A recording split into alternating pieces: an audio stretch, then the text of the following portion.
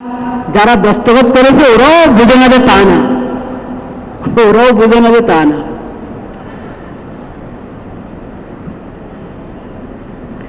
ওটার তালিকা সামনে আনেন। যত দেশে মানবাধিকারের দপ্তর আছে ওই দপ্তরগুলোর কার্যক্রম কি, ওই দপ্তরগুলোর কার্যক্রম কি ওটার তালিকা সামনে আনেন। কজন মহিলা মিরাজ পেয়েছে, কজন মহিলা মিরাজ পেয়েছে এই দপ্তরগুলোর মাধ্যমে, কজন মহিলা দিনী শিক্ষা পেয়েছে এই দপ্তরগুলোর মাধ্যমে, কজন শিশুর যান রক্ষা হয়েছে এই দপ্তরগুলোর মাধ্যমে, কজন নারীর কিস্তির নামে এক তো সুদ নিয়ে তাদের দিন ইমান বরবাদ করছো, আবার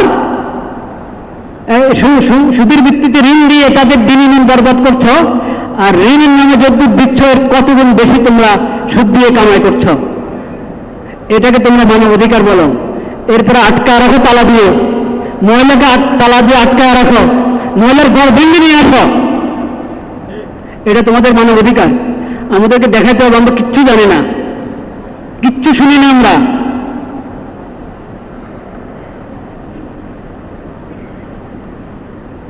অশ্লীলতার বিস্তার, সুদের বিস্তার, এটাকে মানবাধিকার বলে না, এটা মানব বিধ্বংসী বিষয়।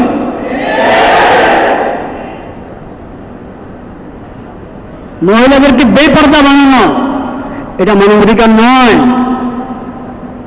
মহিলাদেরকে পুরুষ বানানো, পুরুষকে মহিলা বানানো মানবাধিকার নয়, এটা মানবতাকে ধ্বংসকারী। আল্লাহ তুমি সাক্ষী থাকো, আমরা এই সমস্ত কুফরি কর্মকাণ্ড থেকে বিলকুল আমরা সম্পর্কহীন, আমরা সম্পর্কহীন। আল্লাহ তুমি সাক্ষী থাকো। আমরা আমাদের এগুলোর ব্যাপারে আমরা এগুলো যে কুফরি কর্মকাণ্ড, হারাম কর্মকাণ্ড তোমাকে নারাজ করে, তোমাকে অসন্তুষ্ট করে, তোমার মাখলুকের হক নষ্ট করে, অধিকারের নামে অধিকার নষ্ট করে, ইয়া আল্লাহ আমরা এই কথার উপর আমাদের ঈমান আছে, আমরা তোমাকে সাক্ষী রাখলাম।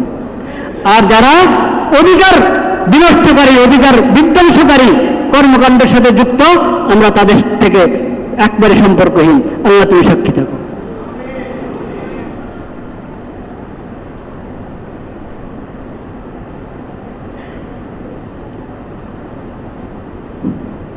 আপনি খোঁজ নেন, আপনারা ইতিহাস যারা পড়েন, সব দেশের মানবাধিকার দপ্তর যেখানে আগে থেকে আছে ওখানে এই মানবাধিকার দপ্তরগুলো দিয়ে কোন অধিকার বাস্তবায়ন হয়েছে আর কোন শয়তানি বাস্তবায়ন হয়েছে এটার তালিকা দেখে।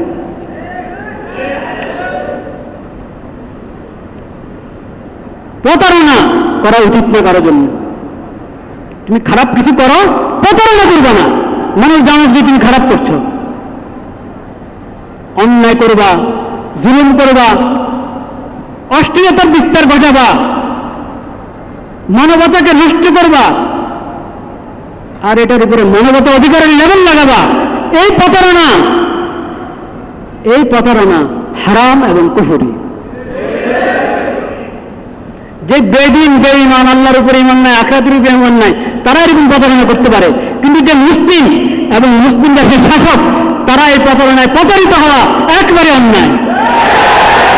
ওয়া আখিরু দাওয়ানা আলহামদুলিল্লাহি রাব্বিল আলামিন।